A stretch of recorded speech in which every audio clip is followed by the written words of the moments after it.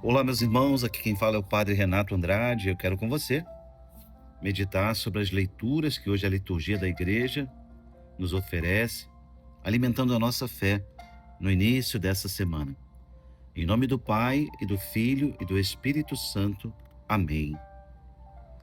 Meu Senhor e meu Deus, creio firmemente que estás aqui, que me vês e que me ouves. Adoro-te com profunda reverência. Peço-te perdão dos meus pecados e graça de fazer com fruto esse tempo de oração.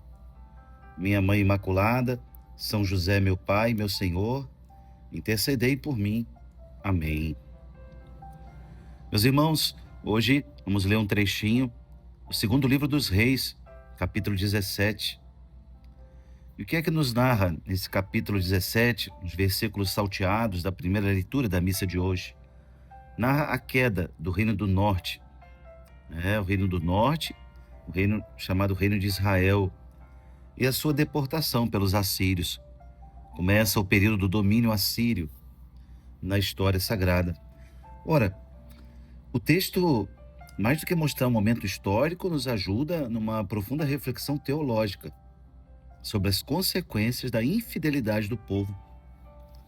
Mas o texto mostra também a paciência de Deus, a infinita paciência e misericórdia de Deus.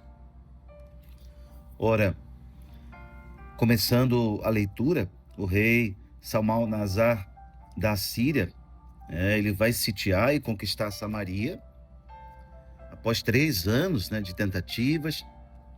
Então, enfim, ele consegue e deporta o povo lá para Israel, o povo de Israel, para aquelas terras estrangeiras, para esse exílio. E é bonito porque o texto vai mostrando, como falei, em contexto teológico.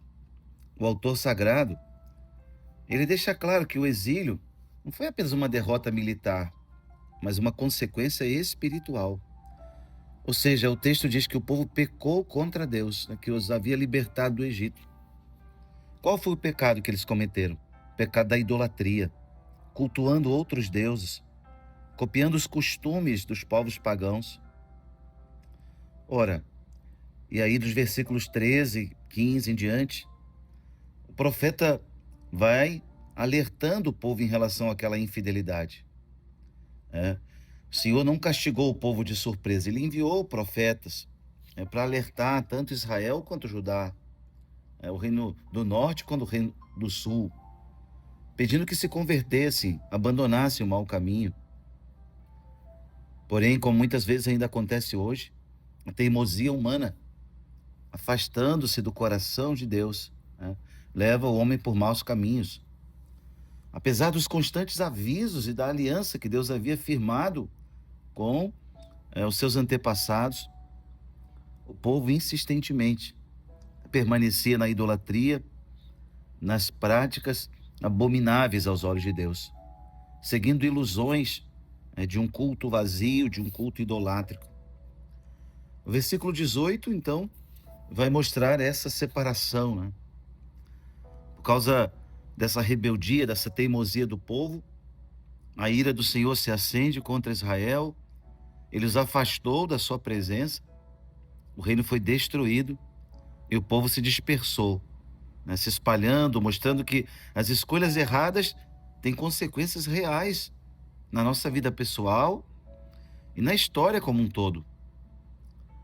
Portanto, essa leitura, com temas assim tão históricos e importantes, ela é um convite ao discernimento e ao arrependimento. Deus sempre nos avisa, Deus sempre nos alerta, Deus sempre envia os seus profetas a nos falar. E todas as vezes que nós nos afastamos dele, procuramos falsos deuses, deuses que hoje têm outros rostos, como o poder, o dinheiro, o egoísmo. Quando nos afastamos dele, nós sofremos as consequências. Porém, meus irmãos, até no momento em que nós nos afastamos de Deus, Deus não se afasta de nós. Ele revela a sua justiça, revela a sua fidelidade, pois ele é um Deus que nunca abandona seu povo. Então hoje, nessa primeira leitura, vamos pedir ao Senhor esse discernimento. Quais são as práticas idolátricas hoje que me afastam de verdade do que Deus espera de mim. Em que áreas da minha vida eu preciso de arrependimento, de contrição, de mudança de vida? Momento oportuno para pensarmos sobre isso. Depois também, a liturgia de hoje, de forma tão bonita, continua nos ajudando a rezar com o Salmo 59. O salmista pede: vossa mão nos ajude, ouvi-nos, Senhor. Dai-nos, Deus, vosso auxílio na angústia. Nada vale o socorro dos homens, mas com Deus nós faremos proezas. Ele vai esmagar o opressor. Bonito o clamor que o salmista faz a Deus, né? Vossa mão nos ajude. Em outra tradução é: estenda a tua destra sobre nós, Senhor. Precisamos, porque se o nosso coração não é tomado pela presença de Deus, se Deus não tem um lugar central na nossa vida, facilmente nos perderemos buscando outros deuses. Por último, a liturgia de hoje nos traz o capítulo 7, os 5 primeiros versículos do capítulo 7 do Evangelho segundo Mateus.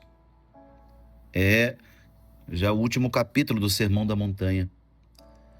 E o texto fala sobre julgamento, né? Sobre o olhar errôneo, crítico, de juízo sobre a vida alheia.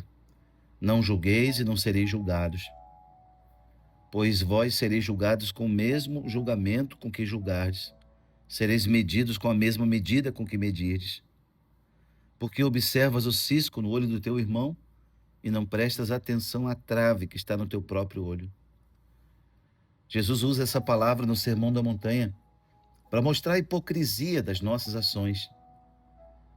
Essa é a palavra dura que ele usa: hipócrita.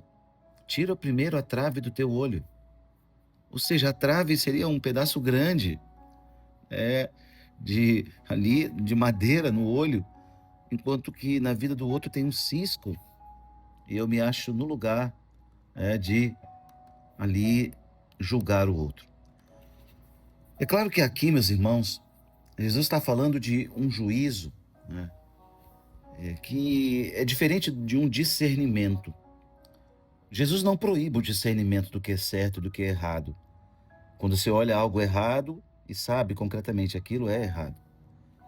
O que Jesus está condenando é aquela crítica destrutiva, a fofoca, a condenação do próximo. Ou seja, aquela atitude soberba de se colocar no lugar de Deus, como juiz da vida do outro. Então, Jesus, ele usa esse exemplo muito bonito e também muito forte. Olhamos o cisco, olhamos a palha, no olho, no olho do irmão, e esquecemos de ver a trave no nosso próprio olho. Supervalorizamos os defeitos alheios, enquanto que às vezes somos cegos e tolerantes com as nossas próprias faltas.